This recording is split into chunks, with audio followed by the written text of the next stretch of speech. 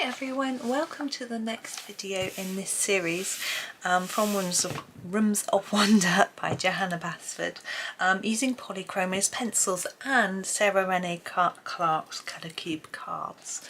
For this picture we're using this card, very delicious looking blueberries there. So I have picked out a selection of colours. So for the silver I've picked out a couple of cold greys, number 5 and number 4. For the black, I've obviously picked out black, but I've also picked out Payne's grey and the cold grey 6 in case I want some slightly lighter tones. For the dark blue, I've used the same blues we used yesterday, so the dark indigo, the indanthrene blue and the helioblue reddish. The reddish one is a little bit light, but I thought it might be nice to have a variety. The steel blue, I've used cobalt blue, ultramarine and light ultramarine. And for the white smoke, I've picked the lighter cold greys, so cold grey 1, 2 and 3. So we've actually got all the cold greys available to use. Okay, so that's what I picked, but I will, if I don't use, I may not use them all, but we'll see. Particularly the cold grey 1, it's a little bit pale. So let's pop that there for you so you can see. So we're mainly blacks, we're sort of black, grey, blue for this one, but I think it'll work with our picture. So let's start with, where should we start? We've got our knitting needles. Oh, excuse me, need to be silver. So we can do that to start with. I think because it's quite delicate, I think I'm only going to use one grey because it's quite a small area. So I think the cold grey 4 might be the best to use. So what I'm going to do for my silver, it's really simple, is just make it very intense here, a bit less here, start here and leave a shiny bit in the middle. And try and just put a little bit each end of there, and we'll do the same thing on this one.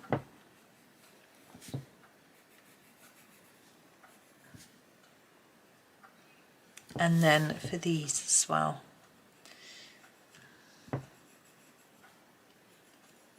And that will be the silver.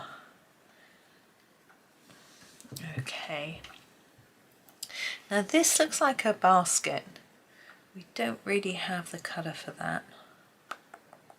Right, I shall just put that one to the side for now. Now, I'm thinking about these threads, the wool, the things like that. Maybe they would be in the lighter blues, and then maybe we'd use the darker blues for the labels. That's what I'm thinking. That's how I'm going to start anyway. So this is a light ultramarine, you'll have to believe me. And I'm going to use it to start with for these 3. Now let's just put a light layer over. This tube would probably be cardboard, but we're going to have to do it as if it's white plastic or something. We'll worry about that later. Let's just do this this thread so it's showing through there. So I've just put a base down, and what I'm thinking is it's going to be darker on this edge here. And on this edge here. I never know what these are for, these threads. Is it a way of holding wool? Wool normally comes in balls like this. I'm never quite sure what these are. Maybe they're just another way of doing wool or embroidery cotton threads. Because these skeins are obviously, these would be for embroidery, not knitting. Yeah, let's do the next one. Of course it's hard to tell what Johanna's trying to show us, whether she's showing us they're cotton or wool, but they're very big compared to the balls of wool, so I think there must be more wool or yarn. I think is yarn what is an American term which we're using more here now because you don't just knit with wool anymore. A lot of it is sort of acrylic, isn't it? Which the vegans like, of course, because they don't like knitting with wool, as do people like me who are allergic to wool. Well, allergic is quite a strong word. It's not like I'm it stops me breathing or anything like a real strong allergy. It just makes me itch, which isn't very pleasant. So I can't wear it. I remember having a pair of wool socks. Oh, my itchy feet. Oh my goodness. And jumpers and things. Oh. I had a wool coat once. That was okay as long as, because the inside was lined, so it didn't really come into contact with my skin apart from the collar, so it was okay as long as I was wearing a scarf in between that collar and my skin. Poor little sensitive girl I am. I still think of me as a girl. 50, not a girl.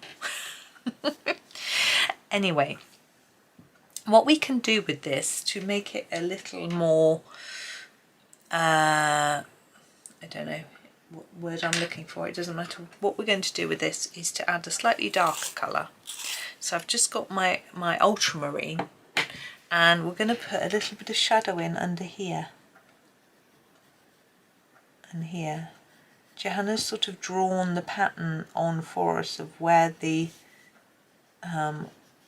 yarn is wound,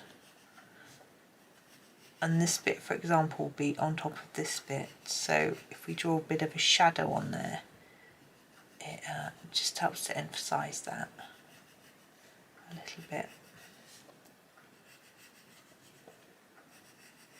There we go.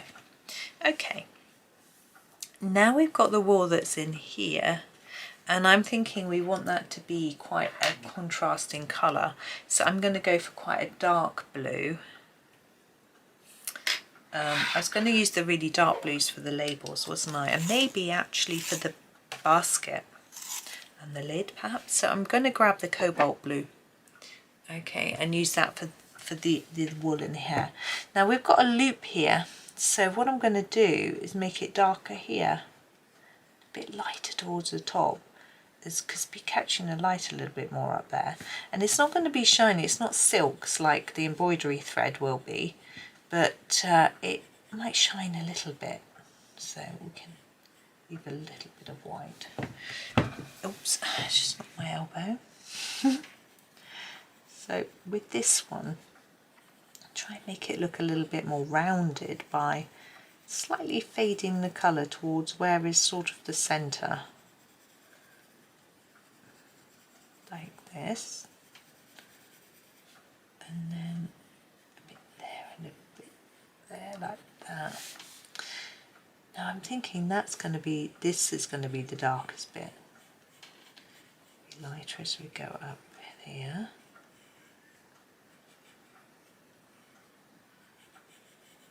Like that, and then this one again, try and make it look a bit rounded. So I'm just sort of fading the colour towards the middle.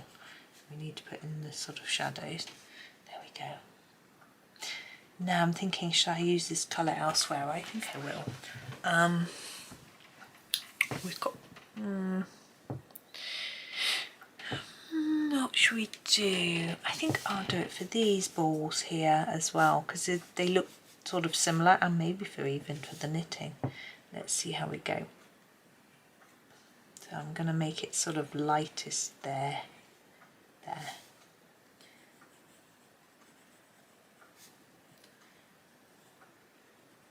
Okay, now I think I'm going to just do a light layer to start with, because I need it to stand out from the colour behind, so I need to make sure I get enough colour down before I then start thinking about where it's going to be darker.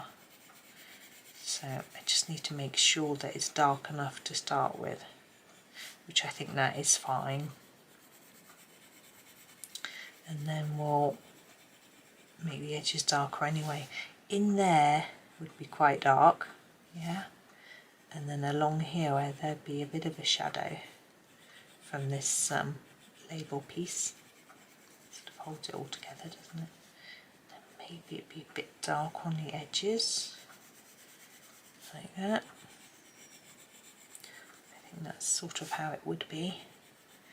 So do the same here, darker here, along there. And then just sort of bring that colour in a bit, to leave a paler bit just in the middle. I'm going to do all three of these the same. So we saw, what else did we see on our walk today? I told you about baby duckling yesterday. Oops, the train didn't. It's so funny, when I'm recording I always seem to hear a train go by, but when I'm out walking I rarely see a train. Apparently they're going to be a little bit more frequent this way at the moment. They're doing some repairs on a different line, so there's a diversion here. They warn us because there's a crossing over the railway nearby, and it was basically, you know, if you're crossing, be careful, because the train, there might be more, because of course people might memorise the timetable and know when the trains are coming. Try and make this one a little bit lighter because it's nearer to the front. It's in front of these. But I don't use the crossing. I've crossed it once, I think. I don't go that way. So that's okay. So I think it's going to be a bit darker at the bottom. Look in there. Across there, and then along here by the label, and again along here by the label at the bottom, and in there. Okay, let's have a think. I think that's a bit pale. I'm just going to even that out a little bit because I think it's looking a bit messy, to be honest.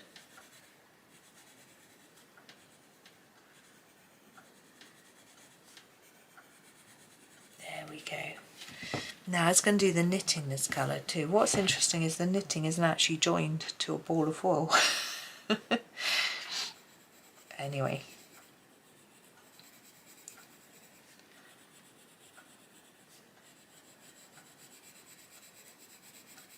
So we'll just do all of this knitting in the same colour. I used to do knitting. I used to make toys and sell them. I used to have a pattern book. Anyone who knits toys will know, heard of Jean Greenhow. I think she's American, but I'm not entirely sure. But I used to knit her things. Now I could go under each loop with a darker mark to make it look more textured, but to be honest, those are more likely to be set in bits, and I just don't think it would look right because it's not like it scales or anything. So although it sounds like I'm being lazy and my brain's telling me I am, I actually think it doesn't need to be done. So let's do our skeins with the ultramarine. Now these would be silky, so we're gonna try and do a silky look by this bit in here. There would be dark, by leaving a bit of white. Here, can't quite figure out that bottom bit yet, so I'm going to leave it and do this. I'm thinking it would be a bit of light here, maybe there. Now this side we're seeing a different bit, so I think we'll just make it light in the middle.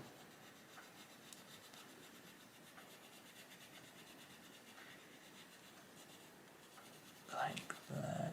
Not too much white. There.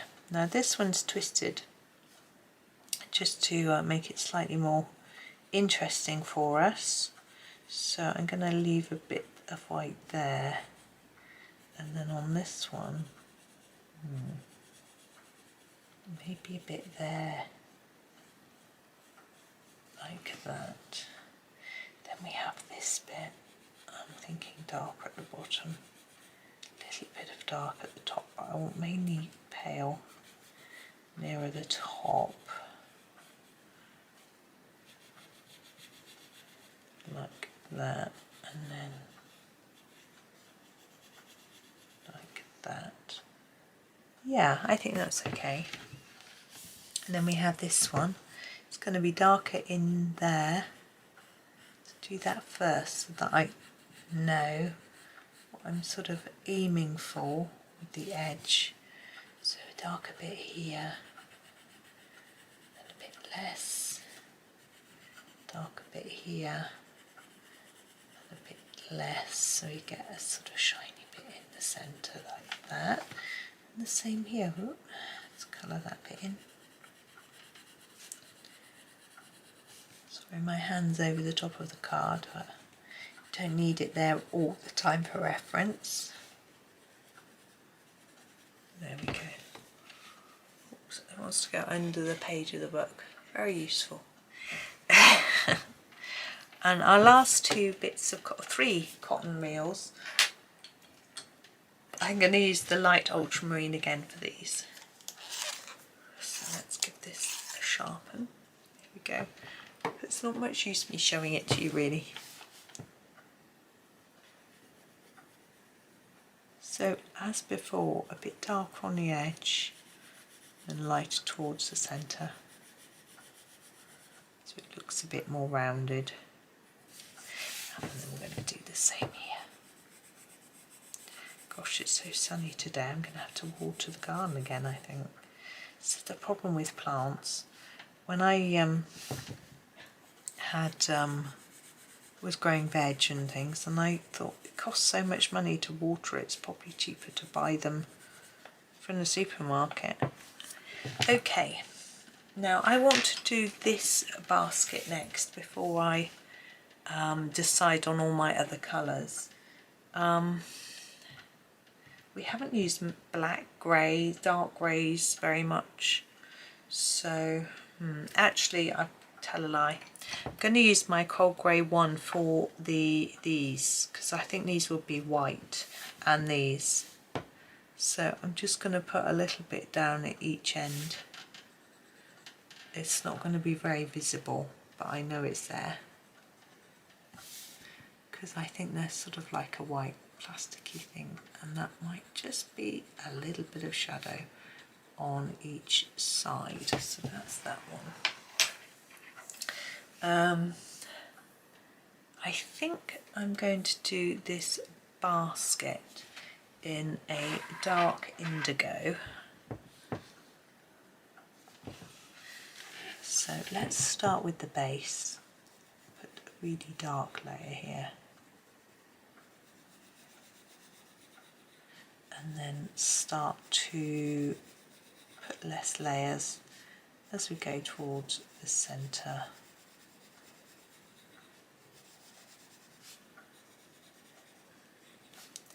And then the same the other side.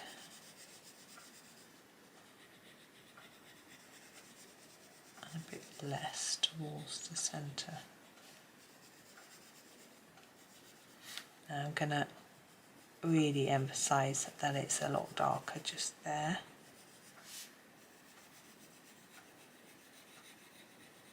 Like that. Then the top bit I want to be a little bit lighter, so I'm just not going to layer up the colour quite as much. And I'm going to put quite a heavy line under here just to emphasise that it's sort of sticking out a bit. Whereas this one is sort of underneath.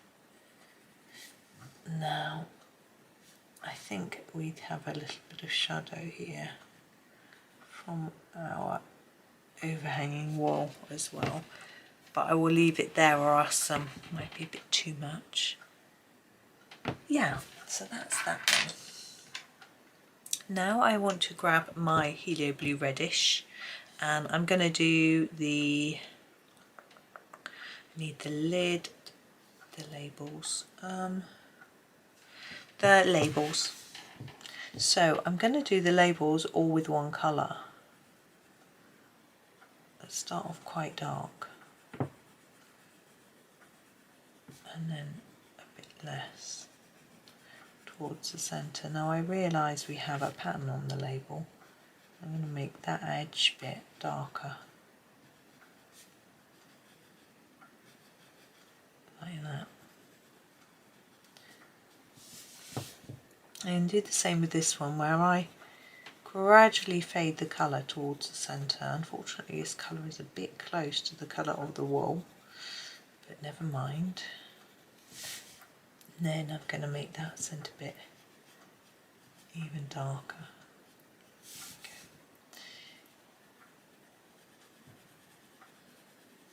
Now I'm thinking this is going to be lighter a bit higher up because of the position of it. Make this outside. Often the labels are white, but I don't want to not add any colour. I think I'm going to do these labels the same colour. These are usually black or with gold on. I seem to remember the ones that my aunt always had. She had a drawer full of them, all beautiful colours. She used to embroider all the covers on the back of her chairs and the arms of her chairs. I think the ones are called antimacassars, but I think they're the ones on the back. I don't know what the ones on the arms are called. But she used to embroider them all with sort of loopy stitch. What's it called? Chain stitch in indanthrene blue for these beads, buttons. Not sure. So yes, she did a lot of fine work and tablecloths and little covers to go on the top of her china cabinet, you know, display cabinet. And little circular mats to go on her dressing table and bedside table. What are they called? I don't know. Things like that. So she did a lot of embroidery, but she was always good at sewing. She was known for it in her school actually. Right, we haven't got much left. We haven't used any of our black, so I think we should use that for the lid. So black it is. I think it's black. Yeah, just checking, it's black. So yeah, we're not necessarily going to use all of our colours, the darker greys.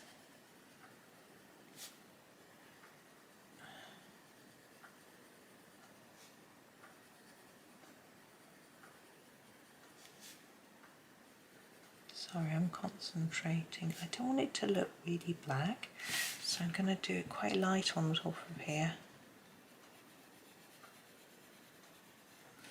Bit of shadow around there. And this rim. Now, do you think this is underneath and a bit darker? That's what I'm thinking. I'm wondering whether to do this bit too. Maybe that should be done in the colour of the glass, but never mind, it's done now. So there's that. Now I'm going to do the glass with our cold grey 2.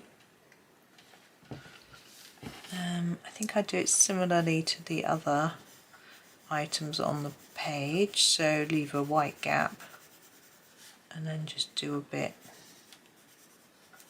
and bring it in. Leaving a white gap in the middle and a bit at the bottom. Now I'm actually going to do a little bit of shadowing with my Payne's grey.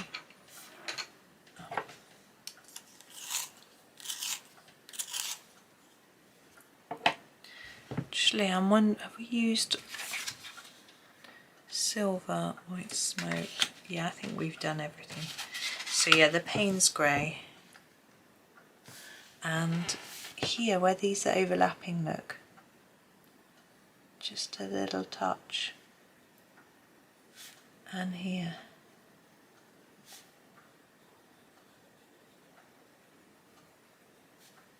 I know we didn't do this on any of the others, but because the colours are the same, I just feel it needs something to just separate the objects a little bit. So I'm just going around everything really with this, all of our edges. And this needs to be a bit darker around here because we've got some darker colours going on. I think that's, oh no, here. There we go. Now I'm going to use a little bit of white just on the jar, I think. Just trying to find the right one. I want the 08 Sakura Jelly Roll. And I'm just going to go down here, just a little bit on the jar, like that.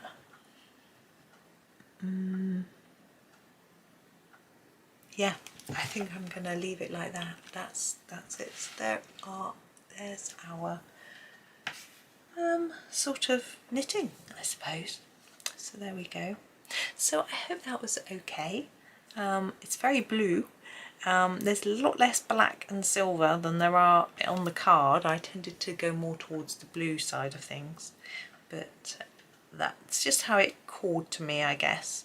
But if you wanted to do more even, then maybe the labels on the wool, particularly these, might be better in a grey rather than black. But there's 3 of the colours I didn't use, so I didn't use the cold grey 3, 6 or 5, so we didn't get through them all, but that's okay. The idea isn't to use every colour, it's just to use them to sort of help you. Right, so thank you so much for watching. I hope you have a super day and happy colouring.